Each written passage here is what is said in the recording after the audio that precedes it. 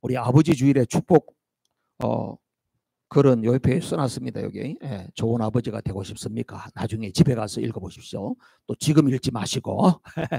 우리 아버지들은 영적인 가장이고 가정의 거룩한 제사장이에요. 그래서 아버지가 세워지면 온 가정이 세워지는 겁니다. 아버지가 흐물흐물하면요, 온 가정이 질서가 깨지는 거예요. 그러니까 하나님께서 그렇게 질서를 만들어 놨어요. 그래서 우리 아버지들이 온전히 서도록 그렇게 기도해 주시고, 또 아버지가 온전히 서도록 하려면 또 누가 도와야 될까요? 예, 엄마, 와이프가 도와야 되지. 와이프가. 그렇지. 당신이 우리 교회, 우리 가정의 기둥이요. 당신이 우리 집의 제사장이요. 이렇게 하고 나서 잘 이렇게 세워줘야 돼. 할렐루야. 예, 그래요. 그래야 돼요. 그래야 복이야요. 하나님의 질서가 온전히 세워지는 우리 가정들 되시기를 주님의 이름으로 축복합니다. 한국 갔더니 요즘에는 이런 인사를 한다고 합니다. 옛날에는 99881234 이거 했잖아요. 그죠? 99881234 아시죠? 예. 그것도 모르시나? 옛날 버전인데 99881234는 99세까지 팔팔하게 살다가 하루 이틀 3일 아프다가 죽읍시다 이런 이야기래. 근데요, 이제는 요새 인사가 바뀌었대. 백두산 갑시다. 이게 인사네. 백두산 갑시다. 그게 백두산 가자고?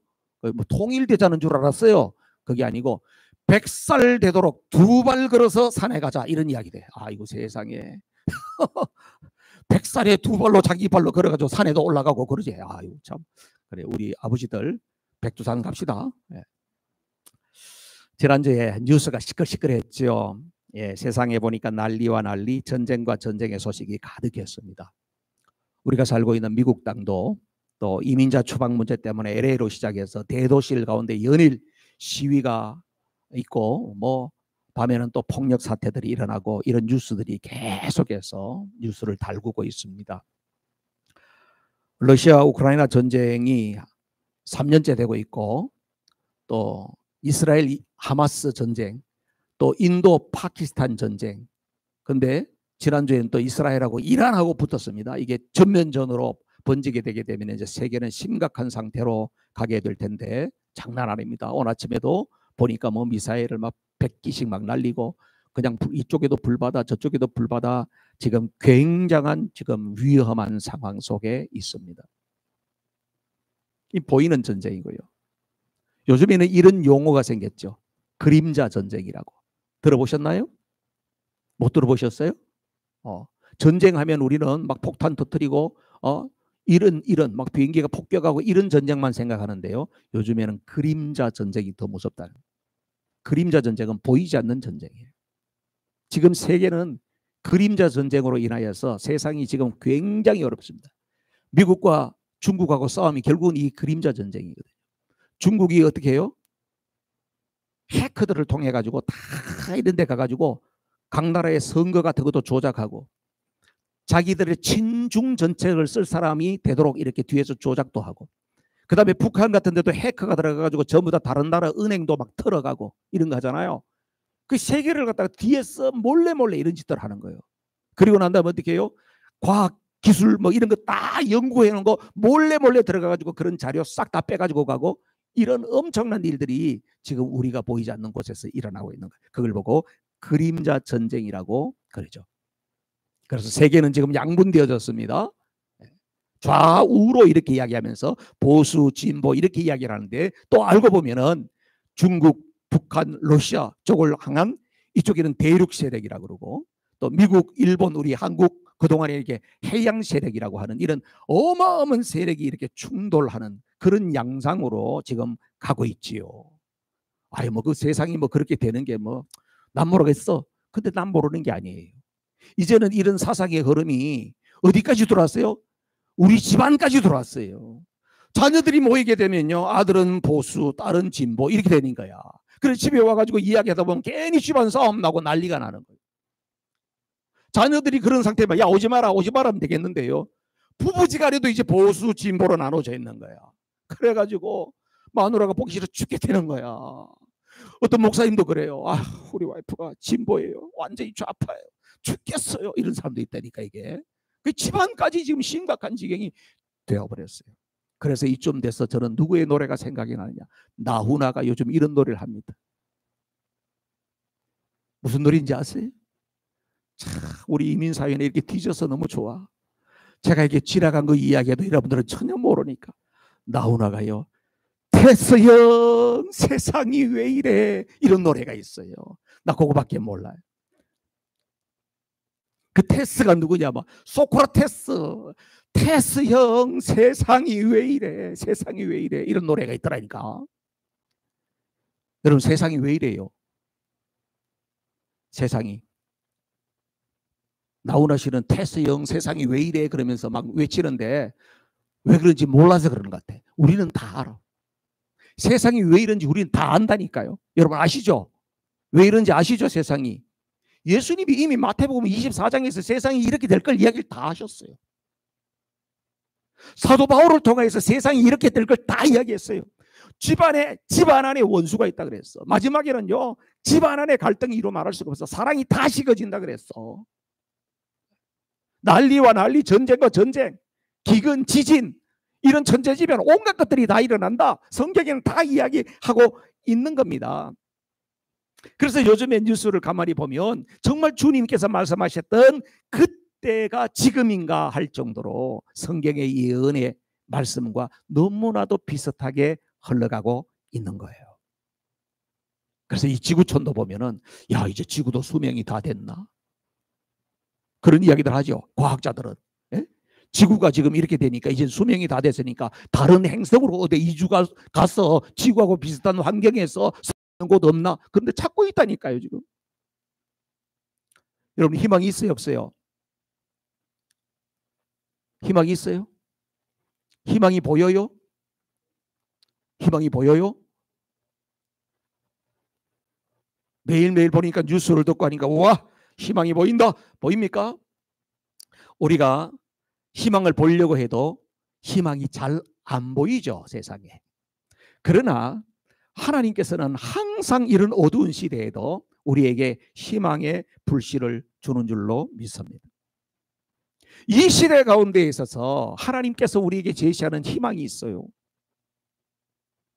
세상의 유일한 희망이 뭘까 이거요? 세상의 유일한 희망은 물론 예수 그리스도가 희망이죠. 그런데 오늘 이 시대의 희망이 뭐냐? 하나님께서는 교회가 희망이라고 말씀하세요. 저는 오늘 교회가 희망이라고 이야기를 하려고 하는데 여러분 속에서 공감이 잘 안 될 거예요, 사실은. 교회가 무슨 희망이야? 교회가 지금 세상의 근심거리가 되어 있는데, 아유, 우리 교회만 해도 지금 당장 8월 달에 끝나고 어디로 가야 될지 지금 갈 데가 없다는데. 여러분, 소만화 교회 희망이 보여요? 안 보여요? 희망이 안 보여. 아유, 우리 이웃교회니까 뭐 그냥 아직까지도 막 분쟁이 일어나가지고 아직도 그렇게 하고 있다는데 무슨 희망인가? 오히려 세상 사람들은 교회를 향해서 교회가 너무 시끄럽다, 교회가 오히려 세상에 더 어둡게 만든다, 이렇게 손가락질하고 있는 일들도 너무너무 많습니다, 여러분. 근데요, 교회가 유일한 희망이라고 하는 이야기는 교회의 제도나 조직이나 건물이나 이런 것을 말하는 것이 아니에요.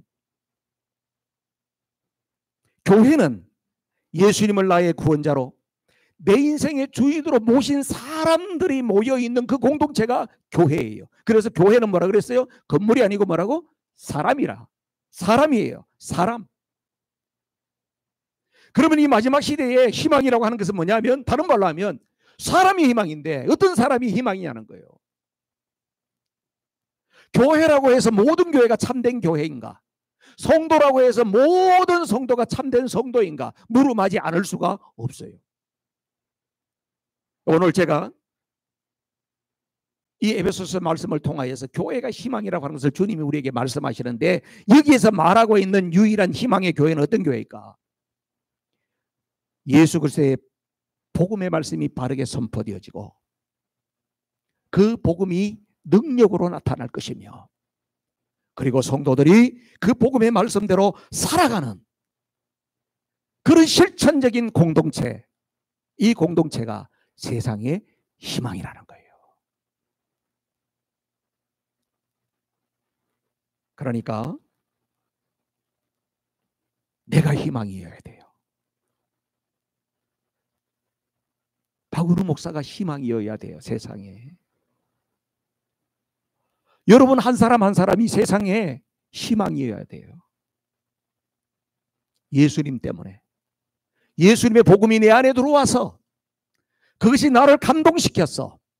내 삶이 변화되어짐으로 말미암아 세상 가운데 희망으로 나타나야 된다. 근데 이렇게 이야기하면 우리는 좀 자신이 없어. 항상 좀 자신이 없잖아요. 그죠? 자신이 없죠. 쫄리잖아. 왜냐하면 내 부족을 늘 아니까. 그런데요, 하나님께서 이루어 가시는 구속사의 그 계획은요, 항상 우리는 부족하지만 하나님은 항상 새로운 길을 준비하세요. 그게 복음이에요. 여러분 에덴 동산에서 보면요, 아담과 하와가 타락해 버리잖아요. 하나님이 그렇게 많은 복을 주셨는데도 불구하고 타락하잖아요. 아담과 하와가 희망 없는 존재가 된 거예요. 그런데 하나님께서는 바로 창세기 3장 15절에 보니까 여인의 후손을 통하여서 구원의 길을 내신다고 하는 것에 대해서 약속을 딱 주고 있는 거예요. 희망 없는 존재에게 여인의 후손을 통하여서 너희들에게 희망이 있다. 다시 희망을 제시해 줬어요. 그리고 난 다음에 아담과 하와에게 뭘 주냐? 가죽옷을 지어 입혀. 가죽옷을. 여러분 가죽옷을 지어 입히려면은 뭐가 필요해요? 이 가죽은 어디서, 여기 나무에서 가죽을 떼와요? 동물에게서 가죽이 나와야 되잖아요. 가죽이 나오려면 어떻게 돼? 그놈이 죽어야 되는 거예요. 죽으려면 피가 나오잖아요. 그죠? 그래서 피를 통한 구원이라고 하는 것이 창세기 3장 21절에 아담이 타락하자마자 바로 하나님께서 구원의 길을 약속하세요. 놀랍죠? 가인이요, 죄를 지었습니다. 그래서 동생 아벨을 때려 죽여버렸어요. 가인과 아벨이 있는데요, 이제는요 희망이 없는 거예요. 이 악한 놈만 남아있으니까. 그런데 하나님께서는 어떻게 해요? 아벨 대신에 셋이라고 하는 아들을 통하여서 하나님의 구원 역사의 길을 내세요. 여러분 노아 홍수 시대도 보면 그 앞에 이런 이야기가 나옵니다. 하나님의 아들들이 사람의 딸들의 아름다움을 보고 자기 마음대로 그렇게 음란에 빠졌다는 이야기예요. 그래서 하나님께서 사람 지으신 것을 한탄하셨다. 하나님께서 사람 지은 것 때문에 너무너무 속상해하셨다는 거예요. 물론 하나님께서 실수가 많아서 내가 실수했네 이런 이야기는 아니에요. 그만큼 사람들이 악독하니까 하나님 속이 너무 상했다는 거예요. 그래서 하나님께서 그 땅에 있는 모든 사람들을 심판하시면서도 하나님 어떻게 하세요? 노아와 그 가족들을 다 예비해 주셔서 어두운 가운데 희망의 불씨를 살려두시는 거예요. 여러분 오늘날 시대도 마찬가지예요. 이 어두운 시대에 하나님께서는 예수님을 통하여서 구원의 길을 내시고 우리 모두에게 희망이 되게 하셨는데 예수님이 계속 계시는 게 아니잖아요. 그 예수님이 떠나신단 말이에요. 예수님이 떠나시면서 우리에게 약속하신 게 있어요. 예수님께서는 교회를 통하여서 하나님의 구속사의 길을 계속해서 가도록 하신다고 하는 약속입니다. 마태복음 16장 18절에 보면 이런 말씀이 있죠. 여러분 잘 아는 말씀이에요. 마태복음 16장 18절 시작. 또 내가 네게 이르노니 너는 베드로라. 내가 이 반석 위에 내 교회를 세우리니 음부의 권세가 이기지 못하리라. 아멘. 이 말씀은 베드로가 예수님께 멋진 신앙 고백을 하고 난 다음에 나온 이야기죠. 주는 그리스도이셔서 살아계신 하나님의 아들입니다. 그러니까 예수님 너무 기뻤어요. 그러면서 베드로를 칭찬하면서 너는 베드로다. 너는 반석이다 이 말이에요. 이 반석이야. 그러니까 네가 지금 방금 고백한 그 고백 위에 내가 교회를 세울 거야. 근데 그 교회가 어떤 교회인가? 음부의 권세가 이기지 못한다. 사단 마귀가 함부로 할 수 없는 그런 교회를 세우겠다는 거예요. 이 말은 뭐냐면은 하나님께서 하나님의 구원의 역사를 이루어 가시는데 예수님이 떠나가시더라도 교회를 통해서 하나님의 구속사를 써가실 뿐만 아니라 그 교회는 사탄 마귀가 함부로 할 수 없는 교회, 세상의 희망이 되는 교회, 그런 교회를 세우겠다는 거예요. 그리고 난 다음에 예수님 어떻게 하셨어요? 부활 승천하시고 난 다음에 성령을 보내셔서 마가의 다락방에서 교회가 시작되잖아요. 여러분, 교회는 하나님의 구원 역사의 놀라운 희망인 줄로 믿습니다. 그러면 하나님의 희망인 교회에는 중요한 몇 가지가 있습니다. 첫 번째로는 기억해야 될 것은 교회가 어떻게 됐냐? 반드시 예수님을 머리로 모시는 교회가 세상의 희망이 되는 교회예요. 오늘 본문 22절 말씀을 보세요. 22절 말씀 시작. 또 만물을 그의 발 아래 복종하게 하시고 그를 만물 위에 교회의 머리로 삼으셨느니라. 아멘. 그가 누구냐? 예수님이세요. 예수님이 만물 위에 교회의 머리가 바로 예수님이다. 그 이야기예요. 골로새서에도 보면 똑같은 말씀이에요. 예수님이 바로 교회의 머리다는 거예요. 여러분, 머리가요 굉장히 중요한 겁니다. 그죠? 사람 몸에도 머리가 제일 중요하잖아. 머리가 죽으면 뇌사 상태예요. 그럼 여기 심장은 팔딱팔딱 뛰고 있어도요, 머리가 죽으면 뇌가 죽으면 몸이 죽었다고 보는 겁니다. 머리가 중요합니다. 예수님이 머리라고 하는 말은 뭡니까? 예수님이 주인이시다, 이런 뜻이에요. 세상의 모든 교회들이 보면 예수님을 주인으로 모셨다고 그래요. 예수님이 주인이 아니라는 교회는 없어요. 다 주인이라고 해요. 그런데 진짜 주인으로 모셨나? 그거는 자기들이 그럴 뿐이지, 진짜 주인으로 모셨는지 안 모셨는지도 누가 정확하게 알고 계세요? 하나님이 아시는 거예요. 그래, 너희들은 진짜 나를 주인으로 여기는구나. 아니면 너희들은 말은 주인이라는지 나를 개떡같이 여기는구나. 주님이 그렇게 딱 평가를 내리시는 거예요. 요한계시록 2장 3장에는 보면 소아시아 7교회가 나옵니다. 여러분, 7교회 아시죠? 에서보두 사빌라 이렇게 오면 돼요. 에서보두 사빌라 7교회가 있어요. 거기에 보면은 그 7교회를 세 가지 유형으로 나눌 수가 있어요. 첫 번째 유형은 뭐냐면 칭찬받는 교회, 칭찬이 있는 교회가 있어요. 몇 교회요? 2개 있어요. 어느 교회일까? 소문화 교회와 필라델피아 교회 2개 있어요.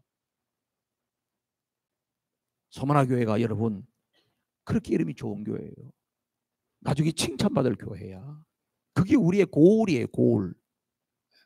교회 이름이 우리가 나중에 이렇게 되기를 사모합니다. 그래서 소문화 교회예요.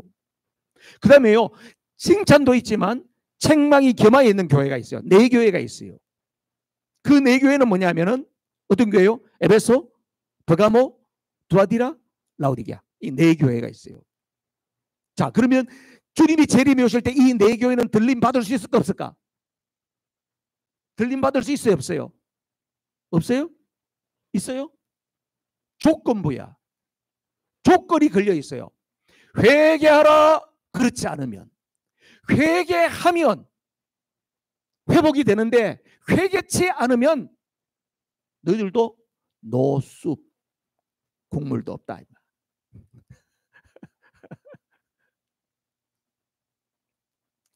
그 다음에 한 교회가 있어요.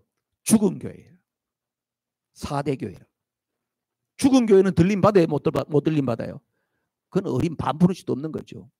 근데 내가 아침에 다시 말씀을 보면서 이게 프로테이지로 하니까 지금 교회 속에서 보니까 칭찬받는 사람의 계산을 해보니까 28.5%예요.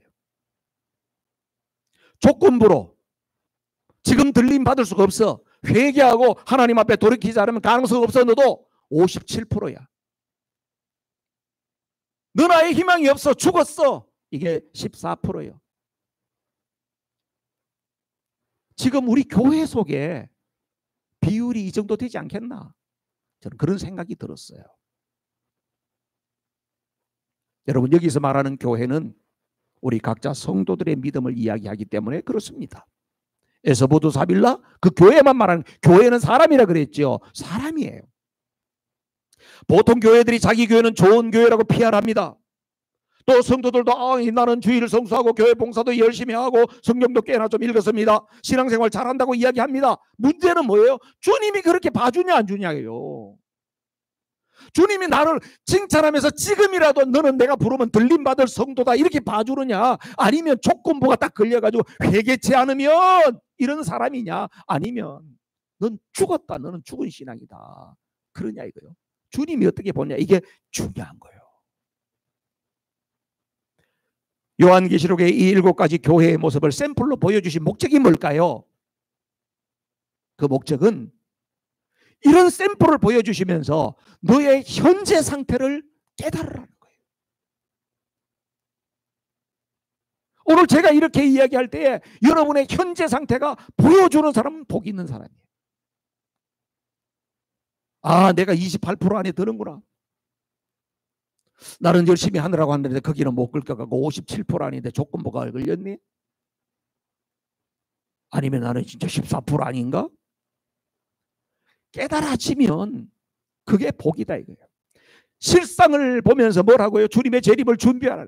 주님 앞에 설 날을 준비하라. 그런 이야기겠죠. 여러분, 교회라고 하는 것은요, 무슨 뭐 촌 혜택을 누리러 오는 데가 아닙니다, 여러분. 많은 사람들이 보면요, 뭐 교회 뭐야 큰 교회 뭐 해놓으면 프로그램이 어떠고 저떠고 하면서요, 그게 우르르 몰려다닙니다. 얼마나 안타까운지 몰라요, 여러분. 여러분, 교회 오는 목적이 뭐예요? 교회는 좋은 강의 들어오는 데가 아닙니다, 여러분. 교회에 무슨 프로그램 잘해가지고 가서 뭐 시간을 보내기 위해서 오는 데가 아닙니다. 교회는 복음을 통해서 생명을 얻고 그 생명이 더 풍성해지는 것, 그것이 교회 공동체에 여러분들이 있는 존재 이유와 목적인 거예요. 아멘이세요? 그래요? 교회는 생명 얻는 것이에요. 복음의 말씀을 듣고 내 안에 예수님의 생명이 들어오는 거예요. 그리고 나서 내 안에 있는 예수님의 생명이 더 풍성케 되어져서 내가 하나님의 은혜를 받고 났더니 내 안에 기쁨이 말할 수 없다. 하나님 주시는 평강이 말할 수가 없다. 내가 세상을 바라보는 관점이 완전히 달라졌다. 사람들을 대하는 모든 태도와 방법이 완전히 달라졌다. 나를 통하여서도 하나님의 은혜가 지금 흘러가고 있구나, 흘러가고 있구나. 이게 교회 공동체가 존재하는 이유와 목적인 겁니다, 여러분. 여러분은 예수님을 여러분의 머리로 주인으로 모셨습니까? 네, 우리 서머나 교회는 보니까 그런 것 같습니까? 아, 우리 교회는 그래도 예수님을 주인으로 모시고 있는 교회지. 아멘이지. 그렇습니까? 그게 중요한 거예요. 그러니까 두 번째로는요, 그리스도의 몸으로서의 교회예요. 23절 말씀 보세요. 23절 다 같이 시작. 교회는 그의 몸이니 만물 안에서 만물을 충만하게 하시는 이의 충만함이니라. 아멘. 이 머리 아래에 있는 모든 지체들을 뭐라 그래요? 몸이라 그래요. 머리 아래에 붙어있는 모든 지체를 몸이라 그래요. 교회의 성도들은 그리스도의 예수님의 몸을 이루고 있는 지체들이에요. 고린도전서 12장에도 보면 우리는 다 몸의 지체라고, 교인들은 다 한 사람 한 사람이 이 몸을 이루고 있는 지체라는 거예요. 그런데 이 지체는요, 누구의 명령에 의해서 머리의 지시를 따라서 움직이는 겁니다. 머리 대신 예수님께서 몸된 교회를 이끌어 가실 때에 가장 건강한 교회가 되는 거예요. 오케이? 어떤 교회는요, 재정이 이끌어가는 교회가 있어. 돈. 재정이. 어떤 교회는요, 건물을 잘 지어놓고 뭐, 와, 뭐 한국 이번에 갔더니 막 그냥 강남에 어마어마한 교회가 있더라고. 세상에, 와, 어떻게 저런 교회를 지었나? 건물이 이끌어가는 교회가 있습니다. 또 어떤 탁월한 카리스마적인 목사님 한 사람에 의해서 이끌어가는 교회도 있습니다. 교회의 형태는 여러 가지입니다. 또 어떤 교회는 역사와 전통이 있으면 거기에 어떤 시스템을 만들어 놓고 시스템이 이끌어가는 교회도 있습니다. 가장 건강하고 좋은 교회는 어떤 교회일까요? 예수님을 머리로 모시고 예수님이 이끌어가는 교회가 가장 좋은 교회인 줄로 믿습니다. 그 교회가 세상에 희망을 주는 교회라는 거예요. 머리의 지시를 받는 게 중요해요. 지난주보다 제가 훨씬 건강해 보이지 않습니까? 혼자 있으니까 제가 자꾸 게을러지면 안 되겠다 이런 생각이 드는 거예요. 머리에서 비리비리비리 박으로 너 혼자 있다가 늘어지고 시차 적응 안 된다고 자빠져 자고 그러면 안 된다. 움직여야지. 머리에서 자꾸 명령을 내리는 거예요. 그래서 이거 어떡할까? 그래서 제가 지난주에 짐에 등록을 했지. 1년치 탁 돈 내고 내가 끊었지. 그러고 난 다음에 제가 지난주에 5번을 갔다는 거 아니겠습니까? 저녁밥 먹고 나서 5번 가서 걷고 그냥 그동안 안 하던 근육 운동도 하고 그랬다는 거 아니겠습니까? 그러고 나서 어제는 내가 너무 많이 갔구나 해가지고 호수를 한 바퀴 돌아야 되겠다 해서 호수를 한 바퀴 센티넬 파크를 도는데요. 그전에는 그 한 바퀴 도는 게 그렇게 힘이 들고 숨이 헉헉 찼거든. 그런데 5일 동안 운전을 하고 나서 호수를 걸으니까 얼마나 가뿐하게 걸었는지 몸이 이렇게 좀 움직였다고 이렇게 풀리는구나. 너무너무 기분이 좋았어요. 왜요? 머리에 지시를 받아가지고 움직였더니 몸이 좋은 거예요. 여러분, 그리스도의 몸으로서의 교회라고 하는 것은, 교회는 세상에서 예수님의 입과 예수님의 손과 예수님의 발의 역할을 하는 것이 몸으로서의 교회예요. 예수님이 사람들을 찾아다니면서 봉사하고 섬겼던 것, 예수님께서 다니면서 전도했던 것, 그것을 우리가 실천해 가는 것이 바로 뭐냐면 몸으로서의 교회라는 거예요. 신앙생활을 하는 데서 우리는 예수님 닮고 싶어요. 예수님 닮고 싶어서 Just like Jesus. 예수님 나도 닮기를 소망해요. 이런 이야기들을 우리는 자주 해요. 그런 이야기 좀 좋은 이야기야 적어놔요. 예수님 닮는 게 뭔데요? 예수님의 몸으로서 예수님이 하신 그 일을 하는 거예요. 예수님이라면 어떻게 할까? 사람을 만났어요. 예수님이라면 어떻게 했을까? 오늘 집에 가서 가만히 생각하니까 오늘 내가 잘못했네. 예수님이라면 그렇지 않았을 텐데. 이런 것들이 반성이 되고 그러면 적어놓고 삶을 개선하고. 이게 바로 뭡니까? 몸으로서의 교회예요. 또한 몸으로서의 교회라고 하는 것은요, 우리 교회만 아니에요. 우리 교회만 아니야. 교회는 이 지구상에 있는 교회들 가운데에서 우리와 함께 신앙을 고백할 수 있는 그 교회는 다 형제고 다 가족이에요. 아멘이시지. 같은 신앙을 공유한다고 하는 것이 그렇게 좋은 거예요, 여러분. 신앙을 같이 공유한다는, 전능하사 천지를 만드신 하나님 아버지를 내가 믿어 그 아들 예수님 믿고 성령을 믿고 교회를 믿고 공동체를 믿고, 우리가 사도신경 신앙 고백을 하면서 7가지로 쭉 고백하는 것들이 나도 어그리해. 그럼 다 우리는 영적 가족이에요. 교파가 달라도요. 여러분, 우리가 선교하고 구제하는 이유가 뭡니까? 여러분 중에도 그런 마음을 갖고 있는 분이 있을 거예요. 목사님 맞아, 선교 지금까지 했던 거 다 모아놨으면 지금 우리 교회 건물 하나 지었겠네. 지금 이거 교회 뭐 없다고 지금 그래 그러는데 지금 교회 하나 지어놔서 뭐 얼마나 좋아. 지금 목사님 이제 목회도 얼마 안 남았는데 교회도 하나 없고 참 꼴 좋다, 그러는 사람이 있을지 모르겠어요. 여러분, 우리가 선교하고 구제하고 봉사하고 섬기는 이유가 뭘까요? 가족이기 때문에 하는 거예요. 우리가 함께 그리스도의 몸이기 때문에 하는 거예요. 여러분들이 가서 이슬람에 헌금 안 하잖아요. 불교에서 어렵다고 불교 헌금 안 하잖아요. 왜요? 그거는 우리 같은 몸이 아니라고 생각하니까 안 하는 거예요. 그런데 선교지에서 어려움이 있어요. 사역자가 어려움이 있어요. 지금 사역자가 교회를 시작했는데 전부 다 나무 그늘 밑에서 지금 예배 보고 있대요. 비 오면 비 맞으면서 예배 드린대요. 그럼 어떻게 해요? 우리가 기도하고 헌금하고 해서 교회를 지어주고. 왜 그렇게 합니까? 몸이니까 하는 거예요. 같은 몸이니까 하는 겁니다. 그게. 박은호 목사가 지금 교회일 뿐만 아니라 노예 안에서도 총회 안에서도 일이 있고, 또 목성년 사역을 통해서 목사님들 양육하는 일들도 해요. 이번 주 화요일부터 새로운 목사님 그룹을, 선교사님 그룹을 해요. 미국의 4개 주에 있고 해외 4개 나라에서 온라인으로 조인해서 말씀을 나누겠대요. 왜 귀찮게 그런 걸 하지? 몸이니까 하는 거예요. 저는 그 일을 통해서 뭐 할까요? 몸 만들기 하는 거예요. 그분들에게도 우리는 같은 몸이라고 이야기할 것이고, 우리는 같은 몸 만들기를 해서 하나님 나라가 확산되기를 위해서 그분들에게 이야기할 거예요. 저는 우리 서문화 교회가 어떤 교회가 되기를 원하느냐 하면 같은 몸이 되기를 원해요. 교회가 가장 좋은 교회가 어떤 교회일까요? 저기 우리 건강한 교회 열쇠가 있잖아. 같은 말, 같은 마음, 같은 뜻, 같은 열매. 저거는 뭐 같은 몸에서 나오는 결실이 적은 겁니다. 교회 공동체 안에 같이 있기는 있는데 전혀 몸이 아니야. 전혀 따로 놀아.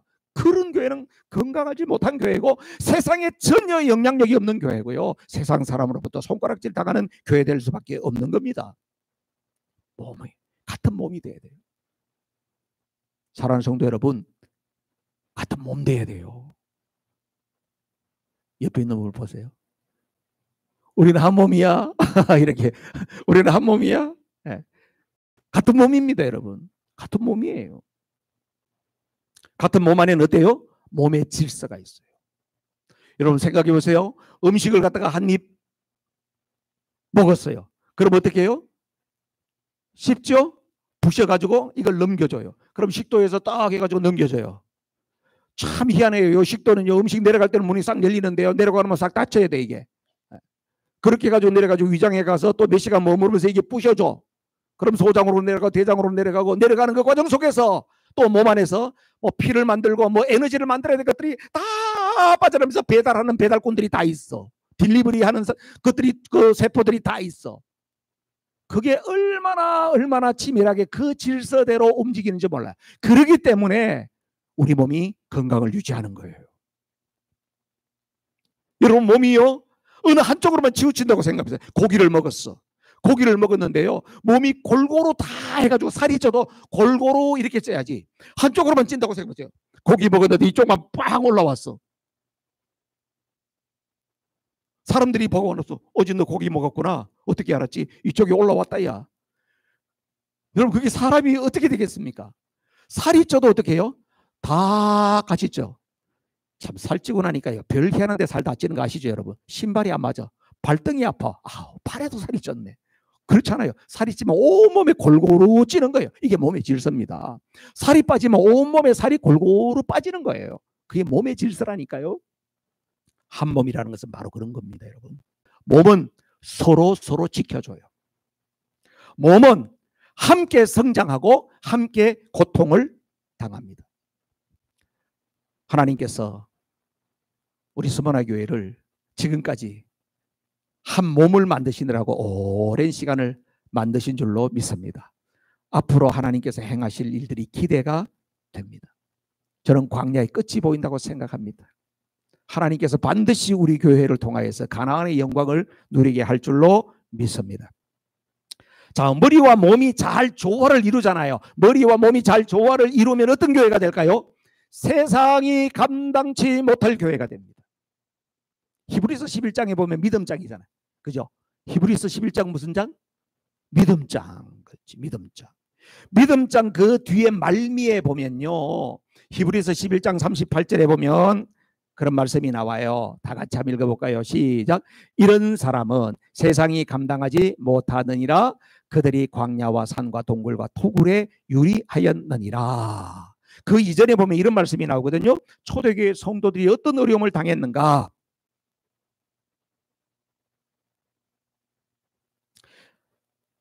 믿음으로 여자들은 죽었다가 부활한 가족을 다시 만났다. 또 어떤 이들은 고문을 당하고 더 좋은 부활의 삶을 얻고자 해서 후퇴에 놓여지기를 바라지 않았다. 초대교회 성도들이 부활의 신앙을 믿었기 때문에 잡혀가지고 고문당하고 어려움을 당해도 풀려나려고 그렇게 하지 않았다는 거예요. 또 어떤 이들은 조롱을 받기도 하고 채찍에 맞기도 하고 심지어는 결박당하기도 하고 감옥에 갇히기까지 하면서 시련을 겪었다. 초대교회 성도들이 얼마나 고통을 당했는지, 돌에 맞기도 하고 톱질을 당하기도 하고 칼에 맞아 죽기도 하고 궁핍을 당하기도 하고 고난을 당하기도 하고 학대를 받으면서 염소 가죽을 뒤집으시면서 들판에 유리하고 다니기도 했다. 그럼에도 불구하고 어떻게 했다고요? 하나님을 믿는 그 믿음, 예수님을 믿는 그 믿음을 결코 양보하거나 타협하지 않았다. 그래서 어떤 사람이라고?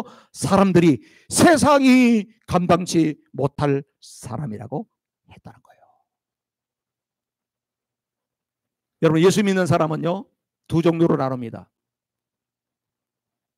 한 종류의 사람은 세상이 감당치 못할 사람이에요. 또 한 종류의 사람은 세상을 감당치 못할 사람이에요. 똑같아요? 틀려요? 잘 들어봐요. 세상이 감당치 못할 사람. 또 한 종류의 사람은 세상을 감당치 못할 사람. 같아요? 틀려요? 틀려요? 뭐가 틀렸어요? 조사 하나가 틀렸죠. 하나는 이고 하나는 을이잖아요. 세상이 감당치 못할 사람이라고 하는 것은 세상이 아무리 유혹하고 아무리 뭐라고 해도 이 사람이 그 믿음을, 주님을 사랑하는 그 마음을 빼앗을 수가 없는 거야. 그 사람은 세상이 감당치 못할 믿음의 사람이에요. 세상을 감당치 못하는 사람은 뭡니까? 세상에 굴복해버리는 거야. 세상에 타협해버리는 거예요. 그래서 신앙생활 자체가 세속화돼 버리는 거예요. 그렇지 않은 이 두 종류라는 거예요. 왜냐하면 예수 믿는 사람은 사탄 마귀가 가만히 안 두기 때문에 사탄 마귀가 가만히 놔두질 않아요. 그래서 공격을 하게 되면 세상이 감당치 못할 그리스도인이 있는가 하면 세상을 감당치 못하는 그리스도인이 있다. 여러분 어떤 사람입니까? 제가 지난달에 한국을 방문해 가지고요. 방문했어요. 정말 세상이 감당치 못. 그 교회 가서 많이 울었어요. 세상에 이런 교회가 있구나. 이런 교회가 있구나.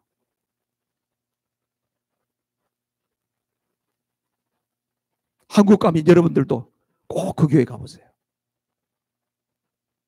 영상을 보세요.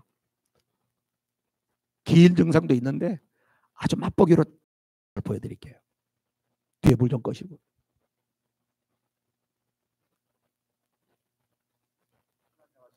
C채널 리포트 플러스 첫 소식입니다.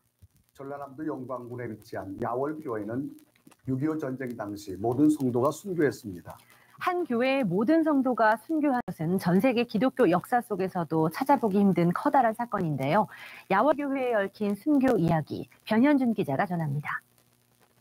전라남도 영광군 야월리에 붉은색 벽돌로 지어진 야월교회.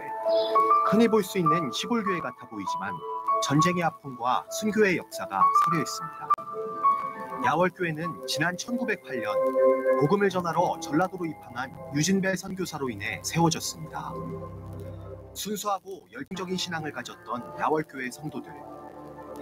일제강점기에는 복음을 중심으로 한 애국계몽 운동을 이어가다 광복의 기쁨을 누리게 됩니다. 그러나 행복은 길지 않았습니다. 좌와 우라는 이념 갈등의 소용돌이 속 6.25 한국전쟁이 발발합니다. 전쟁 초반 공산 세력이 한반도를 장악하는 듯 했으나 인천 상륙작전과 9.28 서울수복으로 역전된 전세. 1950년 9월 29일 국군과 유엔군이 영광군까지 진입하자 야월교회 성도들과 주민들은 대대적인 국군 환영대회를 열었습니다. 이후 북한군들은 가혹한 보복을 이어갔습니다.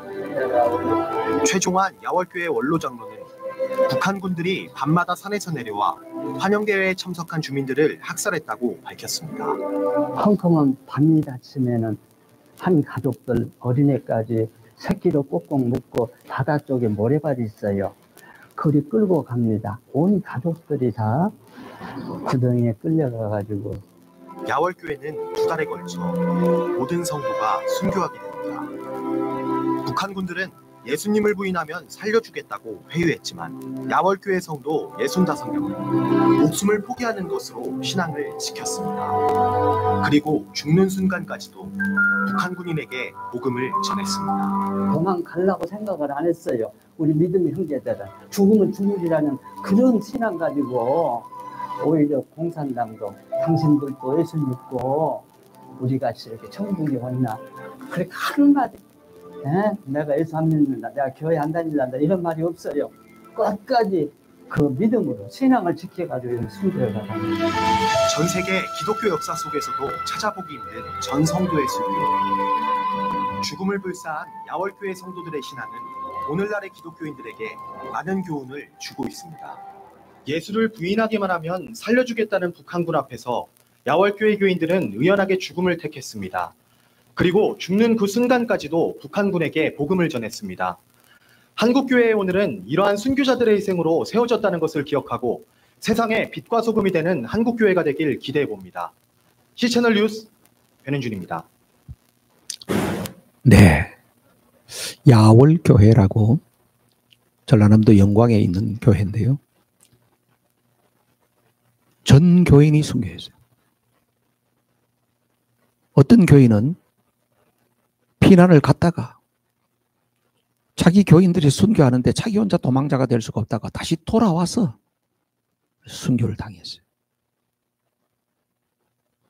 그리고 거기서 한 20분 정도 떨어진 곳에 가면 또 염산교회라고 하는 곳이 있어요.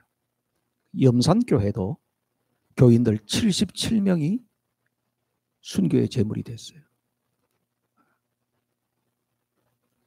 목에다가 손발을 다 묶어가지고 목에다가 큰 돌을 달아가지고 그 수문에다가 다 그냥 수장을 시키고 그렇게 처참하게 그렇게 살육을 했더라고요. 초대교회 당시에도 여러분 우리 서문화교회도요 순교하는 교회거든요. 그래서 서문화교회의 초대 감독이었던 폴리갑이 순교의 제물이 되었다는 것은 우리가 익히 잘 아는 사실이에요. 그런데 전 교인이 순교했다. 저는 성경에서도 못 봤고 기독교 역사에서도 못 들어봤어요. 우리 한국 교회 속에 이런 어마어마한 간증이 숨어 있다고 하는 사실이죠. 여러분 우리 한국 교회는 순교의 피 위에 세워져 있는 교회입니다. 우리 믿음의 선배들은 그런 신앙생활을 했어요. 그래서 그 당시에는요 교회가 가난하고 헐벗었지만은 세상의 희망이었어요. 그런데 오늘날은 교회가 너무 부유해졌어요. 너무 편안해졌어요. 그래서 복음이 아니에요. 그렇게 이제는 마디들은 소금이 되어져서 세상 사람들에게 밟히고 있는 지경이 되었단 말이에요. 우리는 다시금 다시 무장해야 돼요. 하나님, 우리 서문화교회가 다시금 복음으로 서겠습니다. 세상이 감당치 못할 그런 교회로 서기를 원합니다. 세상에 희망이 되는 교회가 되겠습니다. 장차 주님 앞에 섰을 때에 내가 아니라 주님이 봤을 때에 너는 정말 서문화교회 그 자체였다. 생명의 면류관에 주역이 되는 저와 여러분 모두가 되기를 주님의 이름으로 축복합니다. 기도하십시다. 이 시간에 여러분 세상에 희망이 되는 교회라고 하는 것은 다른 말로 하면 세상에 희망이 되는 박은우, 세상에 희망이 되는 여러분의 이름을 하나님 앞에 부르면서 올려드려야 돼요. 하나님, 내가 세상에 희망이기를 원합니다. 하나님의 구속사에 끝까지 그렇게 쓰임되기를 원합니다. 하나님, 우리 교회도 지금 여러 가지로 어려운 상황이지만은 앞으로 하나님께서 세상에 희망이 되는 우리 서문화교회로 써주실 줄로 믿습니다. 이런 마음을 가지고 우리 합심해서 기도하겠습니다. 할렐루야. 우리 하나님